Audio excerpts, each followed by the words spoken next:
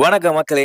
Sunday எபிசோடுங்கிறத விட 50வது எபிசோடுன்னு சொல்லலாம். 49வது நாள் பிக் பாஸின். நமக்குமே இது வந்து 50வது வீடியோ. பயங்கரமா இருந்துச்சு. டே 1லேருந்து இப்ப வரைக்குமே நம்மளோட அந்த விக்கி வித் பாஸ் அப்படிங்கிற இந்த பிக் பாஸ் ரிவ்யூவுக்கு நீங்க குடுத்த அன்புக்கும், ஆதரவுக்கும் நன்றி. ஏன்னா, இவங்க மட்டும் தான் விஜய் டிவில சொல்லிப்பாங்களா? நாங்களும் சொல்லுவோம்டா அப்படின்ற மாரி சொல்லி ஆரம்பிப்போம். சாட்டர்டே எபிசோட் மாரி சண்டே எபிசோட் போச்சான்னு கேட்டீங்கன்னா கிடையாது. சாட்டர்டே எபிசோட் ஃபுல்லா ஒரு மாரி ரகடா போச்சு. கொஞ்சம் ஸ்மூத்தா கொண்டு போலான்னு விஜய் சேதுபதியும், பிக் பாஸ் டீமும் முடிவு பண்ணிட்டாங்க போல இருக்கு. அதனால அப்படியே சாந்த ரூபமா போயிடலாம் அப்படிங்கிற மாரி. ஏன்னா 50வது எபிசோடு வேறயா, சரி இதையே சண்டை போடுவோம்னு சொல்லிட்டு, இந்த எபிசோட் எப்படி இது 50 நாள் எப்படி கடந்து வந்தீங்க அப்படிங்கிறதையே வந்து ஒரு கொஸ்டினா கேட்டு, அப்படியே மூவ் பண்ணாய்ங்க. அந்த வகையில் நமக்குமே ஒரு கேள்வி இருக்குது. என்னன்னு பார்த்தீங்கன்னா, ரம்யா, ஜோ இவங்க ஏன் உள்ள இருக்காங்க? எப்படி உள்ள இருக்காங்க? அப்படிங்கிறது தான். அந்த ஒரு கேள்வி எல்லாருக்குள்ளயுமே இருக்கு. ரம்யா ஜோக்குள்ளயுமே இருக்கலாம். நம்ம என்ன பண்ணோம் நம்மள உள்ள வச்சிருக்காங்கன்னு. ஏன்னா அந்த புள்ளையும் வந்து வீக்ல இருந்தே நான் வெளிய போணும், வெளிய போணும்னு சொல்லிட்டு ஒரு டிராமா கிரியேட் பண்ணி சிம்பத்தி டிராமா மூலியமா உள்ள இருக்கிறதா எனக்கு தெரியுது. ஏன்னா ஒண்ணுமே பண்ணல பெருசா. 2, 3 ஆக்டிவிட்டீஸ் 2, 3 இடத்துல வாய்ஸ் அவுட் பண்ணத தவிர்த்து பெருசா டாஸ்க்லயும் எதுவும் பண்ணல. ஒண்ணுமே பண்ணல. தெரியல. ஏதோ ஒரு இதுல வந்து சேஃப் ஆயி போயிட்டு இருக்கு. இந்த வாரம் ரம்யா ஜோ போயிருக்க வேண்டியது. பட் ஏதோ ஒரு ரீசன்னால வந்து பார்த்தீங்கன்னா, அப்படியே சேஞ்ச் ஆயிருக்கு. என்னங்கிறது நமக்கு தெரியலப்பா. இந்த நடுவுல பார்த்தீங்கன்னா, நம்ம பாருவோட வன்மத்தையும், வக்கரத்தையும் பார்க்க முடிஞ்சது. கேள்வி கேட்டது என்ன? இந்த 50 நாள் எப்படி கடந்து வந்தாய்ங்கன்னு யார நினைக்கிறீங்கன்னு சொல்லுங்கன்னு சொல்லிட்டு. ஒரு சில பேர் 1க்கு 2, 3 பேர்லாம் கூட சொன்னாய்ங்க. தப்பு கிடையாது. பட் ஆனா, பாரு பார்த்தீங்கன்னா, நம்ம விக்ரம் மேல இருக்கிற வன்மத்த மட்டுமே கக்கிட்டு இருக்காய்ங்க. அப்ப கூட சரி ஓகே. விக்ரம் எப்படி வந்தாருன்னு தெரியலங்க. எனக்கு தெரியலங்க. இவரு நாங்க ஒரு காமெடின்னு நெனச்சேன். பட் ஆனா, இவரு வந்து சீரியஸா பண்ணிட்டு இருக்காரு. இவரெல்லாம் எப்படி உள்ள வச்சிருக்காங்க? அப்படி போலாம். பட் ஆனா, அதான் சொல்லுவேனே, பாரு கூட நீங்க போனீங்கன்னா, அந்த ப்ரொஜெக்ஷன் அந்த லேபல ஒட்டுறதுக்காண்டி ஒரு ஒரு அப்படியே பில்டப் பண்ணுவாய்ங்க. இவரு அப்படி, இவரு இப்படி அப்படின்னு சொல்லிட்டு.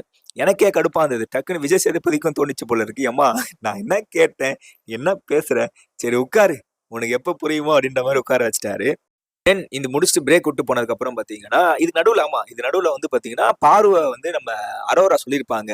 பாரு எப்படி இருக்காங்கன்னு தெரியல. எப்பயுமே வெளிய அனுப்பிச்சிருப்பாங்கன்னு நெனச்சேன். மக்கள் ஆனா ஒவ்வொரு தடவையும் மீண்டு வராங்கன்னு சொல்லி ஒரு பாசிட்டிவ் நோட் மாரி தான் சொன்ன மாரி தான் எனக்கு தோணுச்சு. பட் ஆனா பாருக்கு மட்டுமே தெர்ல. ஒரு மாரி நெகட்டிவ் தோணிருக்கு போல இருக்கு. காமு கிட்ட போய் மூட்டி விடுறாங்க. எனக்கு தெரியல காமு. என்ன இது? அந்த புள்ள என்கிட்ட சண்டைக்கு வரா. அப்படி இப்படின்னு சொல்லிட்டு பண்ணிட்டு இருக்கா. தெர்ல. பாருவோட விஷயமே டைரக்ட்டா அட்டாக் பண்ணி, அவங்கள கோவப்படுத்தி, ட்ரிகர் பண்ணி, அவங்க கத்துனாலும், "என்ன கத்துறீங்க? நான் ரொம்ப சாஃப்ட்டுங்க" அப்படிங்கிற மாரி தான் பண்ணிட்டு இருக்கு. தெரியல. எனக்கு தெரிஞ்சு பாரு கூட காமு இருந்தத விட, அரோரா கூட இருந்தப்ப, காமு நல்லா கேம் விளையாண்ட மாரியோ, சாந்தமா இருந்த மாரி தோணுச்சு. திருப்பி காமு வந்து பாரு கூட தான் போய் சேர்ந்து முட்டி அழியணும் அப்படின்னா, யுவர் விஷ். நம்ம ஒண்ணும் சொல்றதுக்கு இல்ல. அடுத்து பேசப்பட்ட விஷயம் எனக்கே ஷாக்கா இருந்த ஒரு விஷயம்னே சொல்லலாம். நாமினேஷன் டிஸ்கஸ் யார் யார் பண்றாங்க? இதுவரைக்கும் என்ன பண்ணிட்டு இருக்காங்கன்ற மாரி கேட்டாங்க. எனக்கு புரியல. பிக் பாஸ்னாலே நாமினேஷன் டிஸ்கஸ் பண்ணக்கூடாதுங்கிறது ஒரு ரூல் புக்ல இருக்குங்கிறது என்னோட புரிதல். தெரியல. அத ஒரு டாபிக்கா எடுத்து பேசுறாய்ங்க. உள்ள பண்ணிட்டு இருக்காங்க. அதுக்கு வார்ன் பண்ணுவாங்கன்னு பார்த்தா, அத ஒரு டாபிக்கா எடுத்து பேசிட்டு இருக்கீங்க. என்னய்யா இது? சரி ஓப்பன் நாமினேஷன்ல இன்டைரக்ட்டா ஓகே இப்படி பண்றீங்கன்னா பார்த்து ஓகே இவங்க பண்ட்டாங்களா, அவங்க பண்ட்டாங்க நீங்களா புரிஞ்சு பண்ணணும். உட்கார்ந்து கூடி பேசி நாமினேட் பண்றதெல்லாம் என்னங்க இது? இது ஒரு கேமா அது? அது நல்லாவே இருக்காது. அப்புறம் வந்து குரூப்பிசம் ஃபார்ம் பண்ணாதீங்கன்றீங்க. என்ன எனக்கு புரியல. இத பத்தி எனக்கு என்ன சொல்றதுன்னே தெரியல எனக்கு. இத வார்ன் பண்ணுவாங்கன்னு நான் எதிர்பார்த்த இந்த நேரத்துல வந்து பார்த்தீங்கன்னா, இத ஒரு டிஸ்கஷனா எடுத்து இத பேசி அப்படியே ஓகே நீங்க நாமினேஷன் டிஸ்கஸ் பண்ணலாம் அப்படிங்கிறத வந்து அப்ரூவ் பண்ண மாரி இருந்துச்சு உங்களோட டிஸ்கஷன். இத பத்தி மக்களே இந்த பிக் பாஸ் சீசன் 1லேருந்து பார்த்துட்டு இருக்கவங்களோட உங்களோட புரிதல் என்ன? நான் அத தப்பா புரிஞ்சுக்கிட்டேனாங்கிறத வந்து கொஞ்சம் கமெண்ட் செக்ஷன்ல சொன்னீங்கன்னா, எனக்கு கொஞ்சம் யூஸ்ஃபுல்லா இருக்கும்ப்பா. அடுத்து பார்த்தீங்கன்னா, அந்த எவிக்ஷன் டிராமா ஒண்ணு பண்ணாங்க. இந்த சேவிங் மூவ்மெண்ட்டே பார்த்தீங்கன்னா, நம்ம கமலஹாசன் இருந்தப்ப நல்லா இருந்துச்சு. விஜய் சேதுபதி நல்லா ஹோஸ்ட் பண்ண ஆரம்பிச்சிருக்காரு. சாட்டர்டே எபிசோட் நல்லா இருந்துச்சு. பட் சண்டே எபிசோட் புஸ்ன்னு போச்சு. இந்த சேவிங் மூவ்மெண்ட்ன்னு சொல்லுவாங்க பார்த்தீங்களா, அது வந்து சூப்பரா இருக்கும். சீசன் 3, சீசன் 4லாம் வந்து பீக்கு. சீசன் 1ல வந்து நம்ம ஆமா ஓவியா கிட்ட ஆரம்பிச்சது. பட் ஆனா அந்த சீசன் 3ல வந்து கவின் அண்ணாக்கு வந்து பயங்கரமா போயிட்டு இருப்பாங்க. அவரு சேவ் பண்ற ஒவ்வொரு மூவ்மெண்ட்டுமே வந்து கேட்ச் அப் பண்ணி ஒரு வீடியோவா மேக் பண்ற அளவுக்கு இருக்கும். சீசன் 4ல ஆரி அர்ஜுனையும் வந்து அப்படிதான் பண்ணியிருப்பாங்க. எல்லாருக்குமே வீட்ல இருக்க ஒட்டுமொத்தருமே நாமினேட் அடிச்சுட்டே இருப்பாங்க. ஒவ்வொரு வாரமும் வந்து அவர் சேவ் ஆயிட்டே இருப்பாரு. சூப்பரா இருக்கும் அந்த சேவிங் மூவ்மெண்ட்டே. அந்த ஒரு விஷயம் இங்க இந்த விஜேஎஸ் வந்ததுக்கு அப்புறம் வந்து பார்த்தீங்கன்னா, மிஸ் ஆவுதோ அப்படிங்கிற மாரி இருந்தது. அதுக்கப்புறம் திருப்பி இந்த வாரம் வந்து பார்த்தீங்கன்னா, நாமினேஷன் யாரு வெளிய போறாங்க அப்படிங்கிறத வந்து எல்லாரும் சும்மா கூப்பிட்டு கூப்பிட்டு சேவ் பண்ணிட்டு, ஃபைனலா நல்லா இருந்துச்சு. ஆனா இன்னைக்கு ட்ரை பண்ணிருக்காங்க. இது நல்லா இருந்துச்சு. இன்னைக்கு ட்ரை பண்ண மாரி டே 1லேருந்து வீக்லேருந்து ட்ரை பண்ணீங்கன்னா கொஞ்சம் மாதிரி சிங்க் ஆயிருக்கும். சடனா உள்ள வந்து நீங்க திணிக்கிறீங்க. இன்னைக்கு வந்து காரு ஒண்ணு ப்ரமோட் பண்றாங்க போல இருக்கு. அதுக்காண்டி இந்த சேவிங் மூவ்மெண்ட்ட ஒண்ணு கிரியேட் பண்ணி ஏதோ ஒண்ணு பண்ணாங்க. நல்லா இருந்துச்சு. பட் இத தொடர்ந்து பண்ணி நல்லா இருக்கும்ன்ற மாரி இருந்தது. இந்த டிராமா குயின் சேம் இந்த பிரஜன் அண்ட் கெமி நிக்க வைக்கிறாங்க. கெமி தான் வெளிய போயிருக்காங்கன்னு தெரியும். எல்லாருக்குமே தெரியும். பட் ஆனா ஏதோ ஒரு பயத்துல வந்து பாத்தீங்கன்னா, பிரஜன் வெளிய போறதுக்கு வாய்ப்பு இருக்கோ அப்படின்னு சொல்லி சாண்ட்ரா பயந்து தப்பே கிடையாது. பட் ஆனா நீங்க அந்த பயப்படுறேங்கிற பேர்ல ஓவர் டிராமா பண்ணிட்டீங்களோன்ற மாரி இருந்தது. நீங்க கொஞ்சம் விட்டுருக்கணும். எப்படி சாண்ட்ரா வெளிய போறாங்களா இல்லையாங்கிறத பார்த்துருக்கலாம். நம்ம புடிக்க ஆள் இருக்காங்கங்கிறதுனால தான் வந்து இவங்க வந்து எகிறிட்டு வருவாங்கன்னுவாங்க பார்த்தீங்களா? ஒருத்தன் சண்டை போட்டுட்டு இருக்கப்ப நீ தடுக்க யாருமே இல்லன்னா சண்டையே போட மாட்டாங்கன்ற மாரி, இவங்க புடிக்க தான் வந்து ரொம்ப ஜிம்மி ஓவரா நான் வெளிய போறேன் என்ன விடுங்கன்ற மாரி இருந்தது எனக்கு. அது ஒரு கட்டத்துல கார் வெளிய போய் நிக்கிறப்ப இவங்க விட்டாங்க ஒரு கட்டத்துல. போய் நின்னுட்டாய்ங்க. ரொம்பலாம் போல. மேபி விட்டுருந்தா கூட வெளிய போயிருக்க மாட்டாங்க. நம்ம இவங்கள மட்டும் தான். நம்ம திவ்யா கேட்டாரு பார்த்தீங்களா? "உடம்பு முடியலையா? வந்துறீங்களா வெளிய?" "ஓ! அவ்வளோ இல்ல சார்ன்ற" மாரி. அந்த மாரி வந்து எனக்கு சாண்ட்ரா வெளிய போயிருக்க மாட்டாங்கன்னு தான் தோணுச்சு. பட் ஆனா ஓவர் டிராமா தேவையில்ல. நடிப்பு அரக்கனையே மிஞ்சுற அளவுக்கு நடிப்பு அரக்கியா மாறிட்டாங்க. பட் நெறைய பேர் வந்து வெளிய இந்த எவிக்ஷன் ப்ராசஸ வந்து பயங்கரமா யோசிக்கிறாய்ங்க. வந்து பிரஜன் வந்து ரொம்ப ஓவரா பேசிட்டாரு. வெளிய கூட்டிட்டு போயிட்டு, அவருக்கு வந்து இப்படி விளையாடு, அப்படி விளையாட சொல்லியிருப்பாங்க. அப்படி இப்படி சொல்லிக் குடுத்துருப்பாங்கங்கிற மாரிலாம் சொல்றாங்க. எனக்கு அப்படிலாம் தோணல. ஏதோ ஒரு கார் இந்த இந்த எபிசோட் ஸ்டார்ட்டிங்கே பார்த்தீங்கன்னா, ஸ்நாக்ஸ வந்து ப்ரமோட் பண்ணியிருப்பாங்க. அதே மாரி எண்டிங்ல வந்து கார ப்ரமோட் பண்றாய்ங்க. பிக் பாஸ் டீமுக்கு வந்து இன்கம் வருதுன்னா, அது ஏன் விடப்பான்னு. அதனால இந்த கார ப்ரமோட் பண்ணி கொஞ்சம் டிஃபரெண்ட்டா பண்ணுமேன்னு சொல்லி ட்ரை பண்ணியிருக்காங்க. ஆனா விஜய் வந்து பேச விருப்பம் இல்லாம இருந்திருக்கலாம். என்னன்னு தெரியல. ஏதோ ஒண்ணு பண்ணிருக்காங்கன்னா, ஆனா நல்லா இருக்கியா? உங்களோட கிரியேஷனும் சூப்பரா இருக்கியா? இப்படி இருக்குமோ, அப்படி இருக்குமோன்னு சொல்லி போடுறீங்க பாரு. அடி பொலி அப்படிங்கிற மாரி இருந்துச்சு.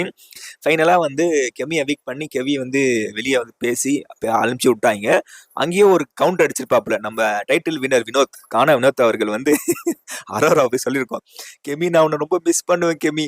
நான் வெளிய வந்து நம்ம மீட் பண்ணுவோம்" அப்படின்னோனே, "ஏய் இங்கதான் இருக்கான். வேணுனா போ வெளிய" அப்படின்ற மாரி பங்கம் பண்ணிட்டாரு. யாரும் நோட் பண்ணல அத.